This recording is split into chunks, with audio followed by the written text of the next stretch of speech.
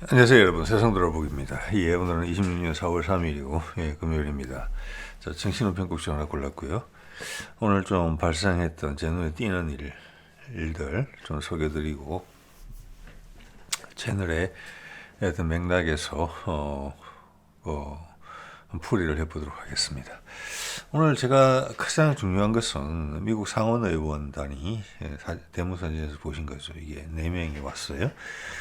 민주당 2명, 공화당 2명, 며칠 전에 하원 의원들이 왔어요. 그래서 하원 의원들 내용은 제가 그때 들었었고, 상원 의원들은 오늘 들었습니다. 내용을. 제가 짐작했던 바와 크게 어긋나지 않았다고 생각합니다. 이게 지금 민주당, 공화당 섞여서 온 거거든요. 2명씩. 뭔가를 확인하러 왔다라는 인상을 강하게 받아요. 그래서 이 미팅 이야기를 이제 주로 좀 드려볼까 합니다. 이게 뭐라고 할까? 공개된 양쪽의 대화가 있고, 그 다음 비공개가 있었거든요. 그러면 이제 이걸 정치적으로 활용을 한단 말이에요. 공개된 미팅에서 상당히 의미 있는 발언을 하려고 이재명이 노력했다고 생각을 합니다. 미국 측에서는 조심스럽게 이야기한 부분이 있었을 거예요. 그래서 이재명의 언급을 들어보면은 비공개 면담에서 좀 더 구체적으로 이야기해 주겠다 라면서 주도권을 쥐고 이야기를 했고, 그 중에서 가장 중요하게 언급된 것이 일단은 전작권 이야기는 우리 언론 제목에도 달려 있어요. 그걸 이제 어디도 풀이하지는 않는 것 같아요. 전시작전 통제권을 우리가 복원하겠다. 그 이야기를 꺼냈고, 어떤 맥락에서 그런 이야기가 나왔는지도 이야기를 했어요. 이것은 지난번에 에이펙 이후, 이재명이 취임한 이후 미국과의 관계에 있어가지고 그 논조가 일정하다. 이런 것을 이야기를 해주고 있거든요. 그런데 하원 의원단도 오고, 지금 상원 의원단도 오고, 오늘 마크롱 왔죠. 그래서 관계 격상하고, 어제는 또 인도네시아 와서 관계 격상하고. 자, 그러면은 오늘 또 마크롱이 와서 G7에 초대를 했어요.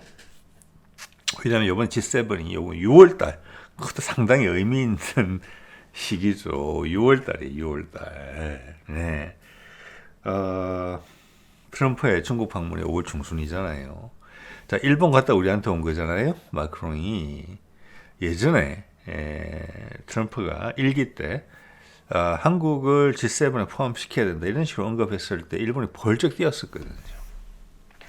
자, 이분도 초청을 한다는 것은 그냥 와봐라 이런 정도일 것 같은데, 지금 어차피 G7은 큰 의미는 없어요. 이것은 프랑스가 원해서 하는 거예요. 자, 그래서 다카이치 만나고 이재명한테 와서 그런 소리를 했다는 것은 일본보다 한국이 훨씬 중요하다는 이야기밖에 한 것밖에 안 돼요. 일본은 계속 구석으로 몰려요. 다카이치의 지지율이 계속 떨어질 거라고 봅니다. 이 자체가 일본을 무시하는 부분이 좀 있거든요. 무시한다기보다는 안 중요하다. 지금 마크롱도 죽겠거든요. 전 세계 21개국 지지율이 꼴찌잖아요. 10몇 프로로. 살아야 되거든요. 자기도. 예. 그래서 지금 이란을 가지고 트럼프가 묵찌빠 하듯이 쌀보리 하듯이 쌀보리 이러고 있는 상황인데, 그것과 무관하게 그냥 진행되고 있다. 이제는 이재명을 보면 된다. 이재명의 언급을. 그 주위로 어떤 일이 벌어지고 있는지. 이게 트럼프의 언급보다 훨씬 중요하다. 저는 그렇게 봅니다. 예. 자, 그런 이야기 좀 해볼게요. 자, 이거 오늘도 쭉 보니까 금값이 엄청나게 빠지더라고요. 지금 여기는 0.48%인데 이거는 지금 우리하고 시차가 있어서 그런 것 같고, 어제 많이 빠졌습니다. 금값이. 어제가 무슨 날입니까? 트럼프가 이란하고 한 판 더 맞짱 뜰 수 있다고 이야기하고 빠진 거잖아요. 그리고 주식시장 많이 안 빠졌어요? 미국 주식시장은 평평해요. 우리만 왔다리 갔다리 하고 있죠. 예. 자, 이거 한번 보십시오. 이게 지금 2013년부터 보여주는 금값의 추이거든요. 2024년 정도부터까지는 올랐다 하더라도 2020년부터 오른 상태에서 한 2,000불, 온스당 2,000불 정도로 유지되고 있었어요. 근데 2024년이 넘어가면서부터 오르기 시작하더니 2025년 넘어가면서 급격히 치솟아요. 네. 자, 이것은 여러 가지가 있어요. 일단 이 달러라는 가치가 유지되는 것은 제가 여러 번 말씀을 드립니다만 그런 이야기를 하는 사람이 전혀 없기 때문에 그래요. 달러는 뭐 하나님이 정해준 돈 아니잖아요. 그죠? 달러의 가치가 어디서 나오느냐? 그렇다면 종이화폐예요. 예. 미국이 망하면 가치가 전혀 없어지는 거고, 그렇지만 전 세계에는 지난 한 7, 80년 동안 미국 달러가 금을 대체할 수 있는 수단이다. 안전자산이다. 예.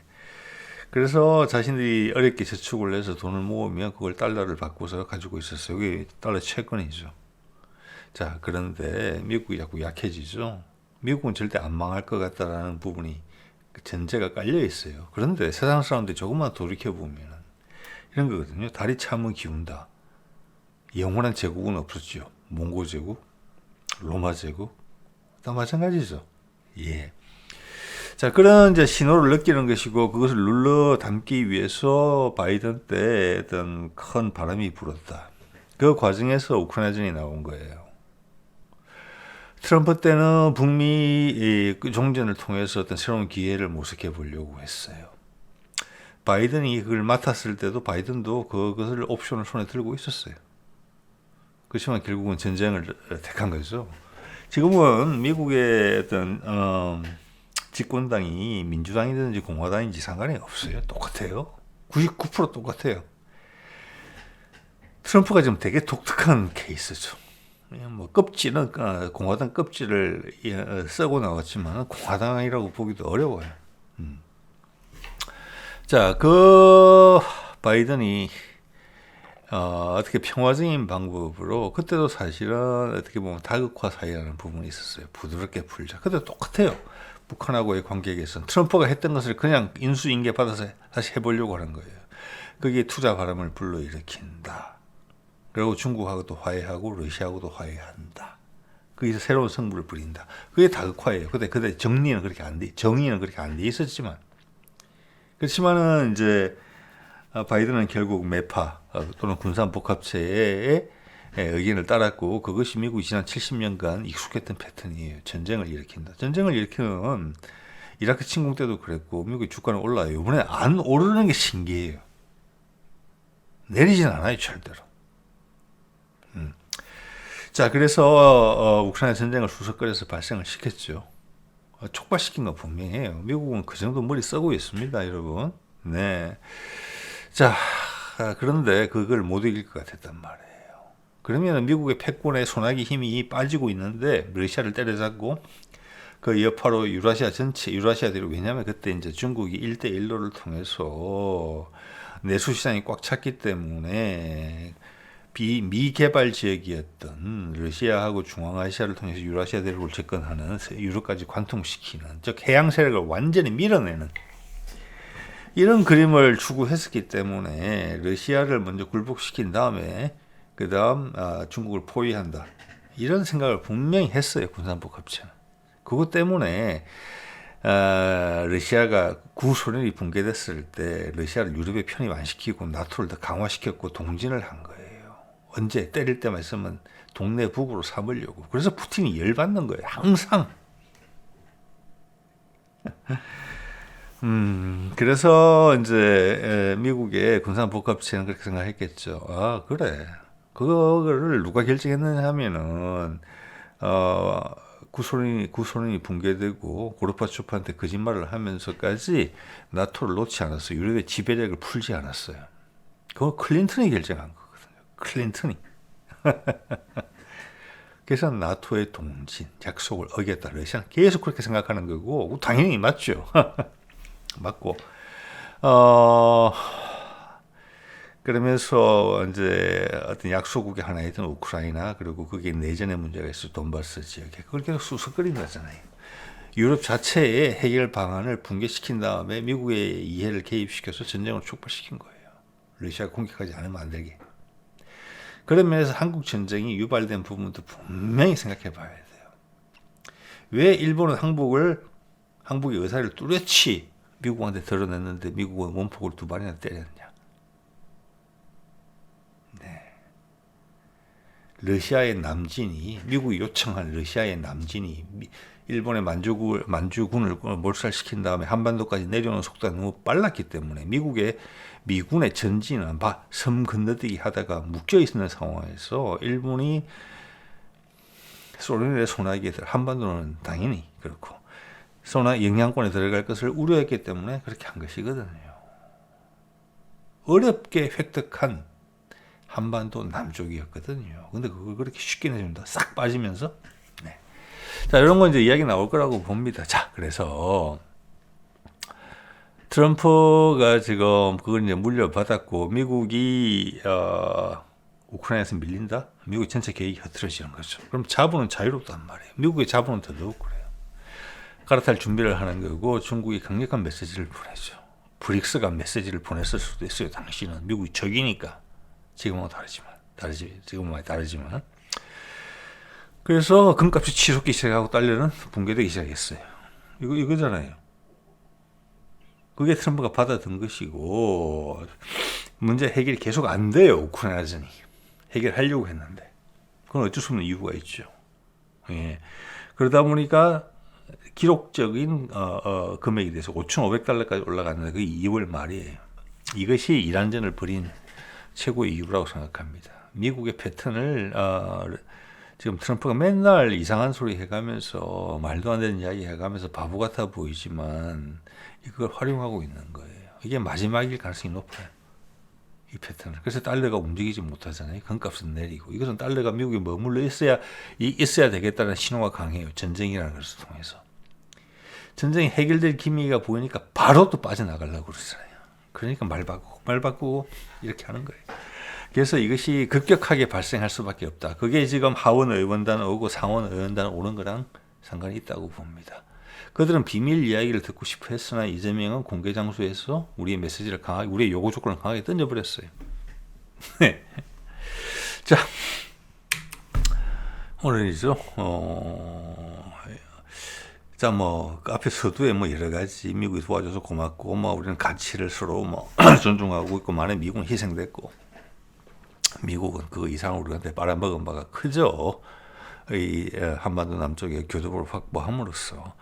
자, 그래서 그런 거는 이제 지나가고 지금이니까 이 보면 어떤 이야기를 했냐면은 이런 이야기를 했어요. 이재명이 의미심장하게. 예. 한국의 안보와 우리 한국 근처 이렇게 이야기했어요. 동북아라 이야기하지도 않고 한국 근처의 군사적 안정을 우리가 할 수 있게 됐다. 이때까지는 도움을 받아왔지만 미국이 이렇게 이야기했어요. 이 말은 어떻게 이야기하면은 미국은 나가는 거 아니냐 이 이야기를 한 거예요.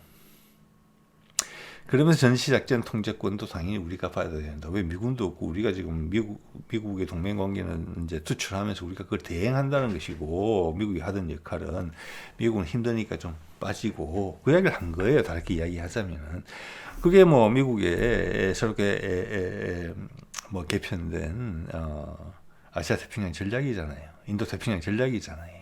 그걸 이 사람들이 모르리라고 생각하지는 않습니다. 단지 공개석상에 이재명이 그렇게 적극적으로 이야기를 했기 때문에 이 의원들이 상당히 놀랬다고 생각해요. 저는 당황한 기색이 보였거든요. 그런 걸 공개석상에서 안 해도 되는데 이 이야기를. 네. 자, 이것은 제가 이제 계속 짐작하다시피 트럼프의 속내 그리고 미국이 우리한테 적극적으로 현재 진행 상황에 대해서 교류를 하고 있다는 거예요. 그거는 결국 북한하고 해결을 봐야 된다는 거예요. 그러면서 이런 이야기를 또 해요. 미국의 정치 경제적 안정을 위해서 한반도 안정이 필요하다. 이렇게 이야기했어요. 네, 제가 채널에서 드리는 말씀을 이렇게 확인하기는 처음이라고 생각합니다. 이재명의 입에서. 트럼프가 날아갈 수 있다는 이야기예요. 트럼프 낮은 지지율 33%. 경제적으로 위험하다는 걸 알고 있는 거예요. 한반도가 출구라는 거 이야기를 해주는 거잖아요. 네, 여러 가지 간접적인 증거를 통해서 쭉 했던 이야기를 이재명의 입에서 처음 들었습니다. 이거는 미국 상원 의원들 입장에서 상당히 혐오스러웠을 거예요. 대드는 거죠. 그런데 함부로 그것을 기분 나빠 언짢아 할 수도 없는 상황이 된 거예요. 미국의 정치 경제적 안정을 위해서 한반도 안정이 필요하다. 북미 종료 선언하라는 거잖아요. 그래서 뭐 그 이야기도 바로 했어요. 트럼프는 피스메이커고, 예, 나는 거기에 도와줄 사람이 되겠다. 지금 쭉 정황을 봐서는 북한하고 미국하고의 이 이야기는 계속 이어지고 있고, 그 사이에 우리가 중재를 하고 있고, 그게 지금 출구라는 것이 5월 중순 시진핑 방문, 트럼프의 시진핑 방문 전에 이루어질 수 있다는 것을 이야기하고 있는 거예요. 한 달 남짓 남았죠. 그래서 미국 하원 상원 의원들이 와서 이게 과연 될까? 이게 갑자기 놀라운 변화거든요. 그들한테도. 그렇지만 얘들은 알고 있다고 봅니다. 예. 자, 그렇고 한반도를 벗어나서 그 외의 지역도 우리가 하고 있다. 그리고 한반도 비핵화 이야기를 진짜 오랜만에 했어요. 다시 비핵화 이야기를 꺼냈어요. 얼마 전까지만 해도 북한이 핵을 버리겠냐. 현재 수준에서 멈추는 정도로 해야지. 이런 식의 이야기를 했는데 이번에 비핵화라는 이야기를 했어요. 그간 협상의 결과로 다시 그렇게 수렴됐다는 겁니다. 그거의 거래가 뭐냐? 나는 미국의 강력한 동맹으로서 이 지역의 안정을 우리가 대신해 준다. 한반도와 한반도 주변이라고 이야기했지만 사실 아세안이죠. 아세안. 그래서 인도네시아 대통령 왔다 그런 거 아니에요. 마크롱 와서 전략적 동반자 관계를 격상하고, 마크롱 지금 바빠요. 마크롱이 진짜 신경 쓰는 나라는 중국하고 한국입니다. 그게 이미 다국화 세상으로 갔다는 거예요. 미국이 삐지지 않을까 이런 건 상관없어요. 우리는 우리의 선택을 하면 되는 건데 미국을 절대 버리지 않겠다라는, 같이 간다는 이야기를 확인해 준 거예요. 그게 이 미국 상원 의원들, 그리고 며칠 전에 왔던 하원 의원들이 가장 듣고 싶어하는 이야기예요. 그만큼 우리가 바른 건 세진 겁니다. 자, 그것은 트럼프가 무슨 짓을 하든지 간에 계속 진행되고 있다는 것이고 5월 중순이 마지노선이다 이렇게 본다는 거예요. 자, 그거 다음에 6월 달에 발생하는 게 프랑스, 스위스 국경 알프스 에비앙, 예, 우리 그거랑 비슷하죠. 예, 그 똑같죠, 생수 브랜드. 그 지역에 사는 타이밍하고 딱 맞아요. 마크론도 많은 걸 알고 있다. 네. 자, 오늘 VOA가 이렇게 해석을 했어요. 미국 의원단 이재명 면담 한반도 평화 안정 위해서 적극 협력 이렇게 대충 얼버무리면서 이야기했는데 전작권 이야기는 안 했죠. 우리 그 핵심 이야기를 한 거예요. 우리가 정말 파트너가 됐다 이제. 그리고 우리의 결정에 따라야 된다. 미국도. 우리를 믿고 맡겨야 된다. 믿고 맡겨도 된다. 미국 안 버린다. 그리고 우리는 같이 엮여 있다. 즉 미국이 빌 게이츠나 뭐 또 엔비디아 그리고 뭐 일론 머스크 등이 와가지고 AI 기업들 와서 우리한테 투자하고 어쩌고 저쩌고 한다는 게 대만에서 갈아타는 부분이 일본은 못 본 채하고 그게 서로 엮이는 거라는 거예요. 미국이 우리한테 기대는 게 아니고 우리도 미국한테 기대는 거예요. 그런 부분에서. 그걸 잘 알고 있다는 얘기를 해준 거예요. 여기 보면 미국 상원 외교위원회 민주당 간사 진 샤힌 그리고 외교위 서방구 초국가적 범죄 민간안보 민주주의 인권 및 세계 여성문제 소위원회 위원장 공화당 존 커티스 이게 지금 이재명의 우리 사진에서 봤을 때 왼쪽에 서 있는 두 명이에요. 오른쪽에도 여성은 민주당 남성은 공화당 왼쪽 둘이 중요한 거죠. 그러니까 그들 둘이 언급하는 게 화면에 잡혔습니다. 그리고 오늘 이 기사도 눈에 띄거든요. 오늘의 맥락에서 이해할 수가 있어요. 필리핀이 YTN 보도인데 필리핀이 호르무즈 해협을 통과하는 것을 오케이 받았다는 거예요. 이란한테.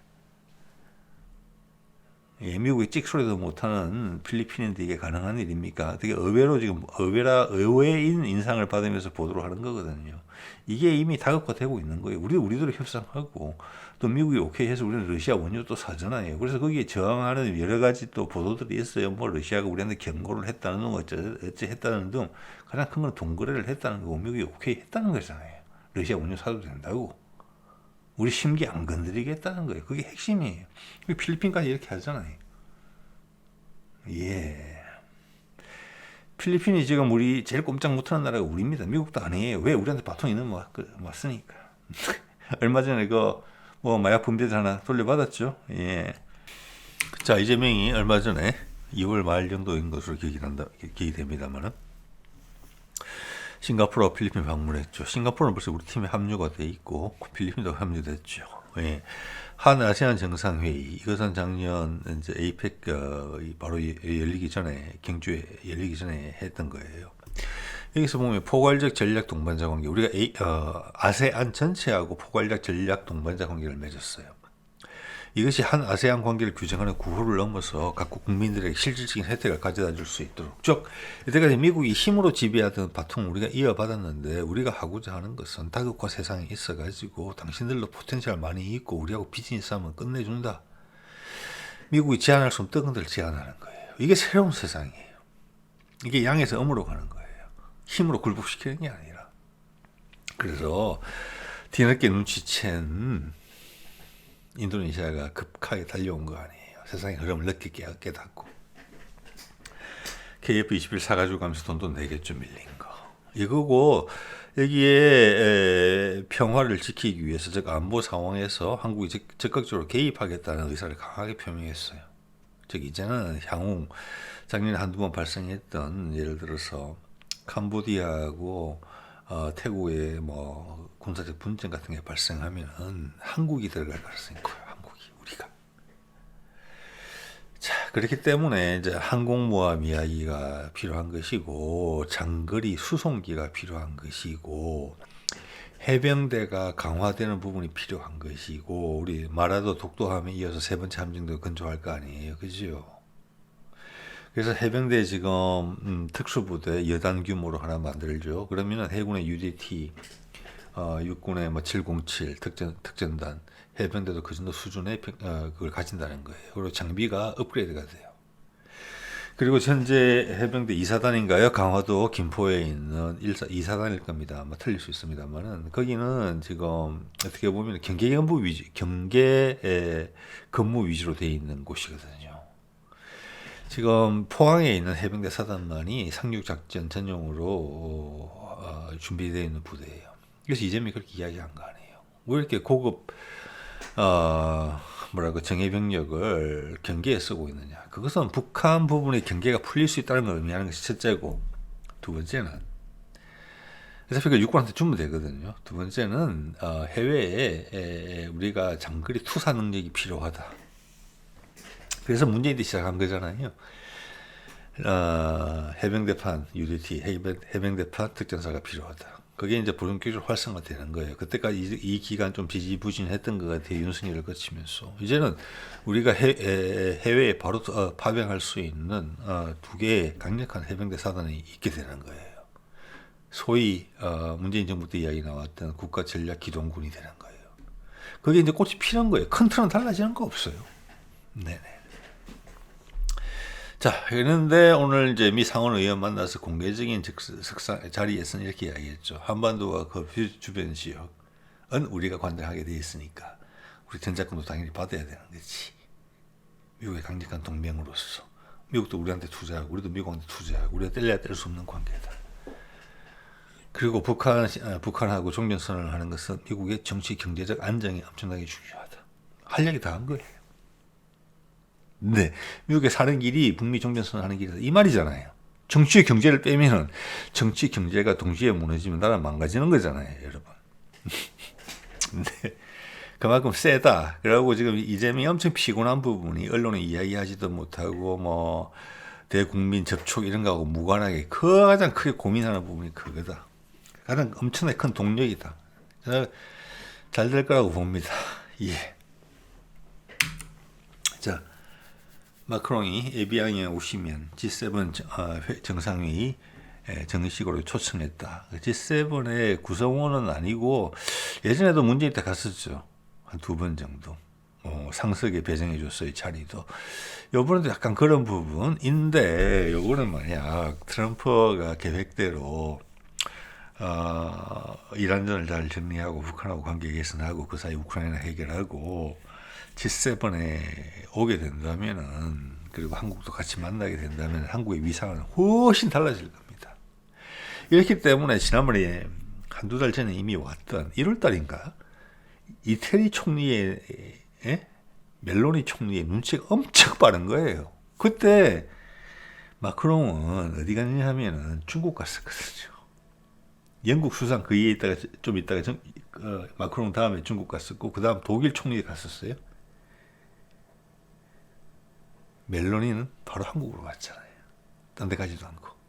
그래서 일본 갔다 오긴 왔어요. 프랑스도 일본 갔다 왔어요. 체면치러 가는 거죠.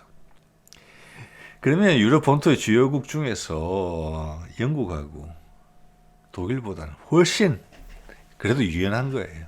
프랑스가. 그리고 자기가 마침 요번에 G7을 개최하게 됐으니까 오라는 거죠. 이때 우리의 몸값은 엄청나게 올라갈 거예요. 아마 이게 이 이후로는 G7이 그냥 유명무실화 될 것이고 트럼프가 제1을 제대로 한다면은 이때는 한국을 위한 미팅이 될 거라고 봅니다. 줄 서겠죠. 쭉. 일찍 눈치채고 달려왔던 이태리 멜로니가 어드밴티지 받을 거라고 보고 두 번째는 프랑스라고 봅니다. 프랑스는 예전에 종전선언을 강력히 문재인 때도 지지한 바가 있어요. 예. 뭐라고 할까, 트럼프가 매파들의 압박에 의해서 이걸 틀려고 했을 때 우리가 유럽 쪽에다 호소를 했고 프랑스는 그걸 지지했던 바가 있어요. 유라시아 대륙이 소통되는 부분에 있어가지고 큰 맥락을 이해를 하고 있어요. 그래서 지금도 틈만 나면 러시아의 관계에 있어서는 어쩔 수 없이 해야 된다라고 못 이기는 척 이야기하는 곳이 또 프랑스이기도 해요. 네.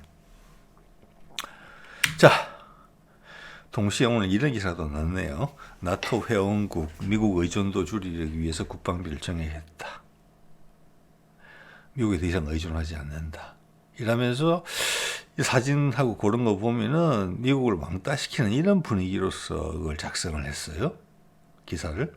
근데 이것은 트럼프가 대통령이 되기 전부터 요구했던 거예요. 그들은 우리가 군사적 우산을 제공하니까 그 안에서 자기의 방위는 우리한테 맡겨놓고 우리한테 장사만 하려고 한다. 이런 거 안 한다. 이렇게 이야기하는 게 트럼프예요. 그럼 결과적으로 이 이야기는 뭐냐면 트럼프가 원하는 대로 됐다는 거예요. 이러면 나토의 와해를 의미하는 거예요. 이게 나토자가 들어갈 게 아니죠. 이게 우리 국민을 기망하는 거예요. 자, 프랑스까지 이런 말을 했다라는 것은 우크라이나전이 끝난다. 그냥 이란과 북한권 사이에 파묻혀서 그냥 소리 소문 없이 해결될 수 있다. 어제도 러시아 제가 보도를 소개해드린 바가 있습니다.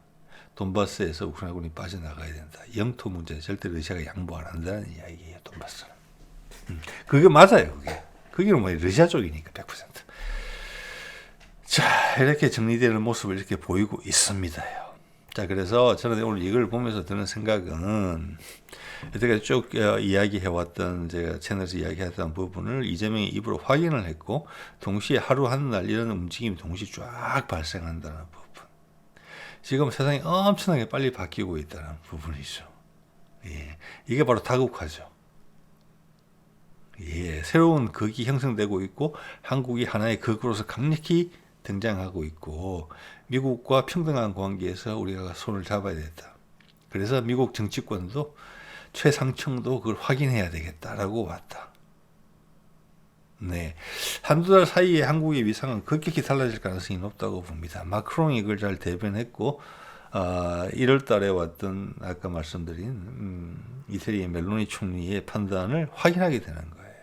그러면 영국, 독일 줄줄이 줄 서야 될 겁니다. 우리 쪽에 와서.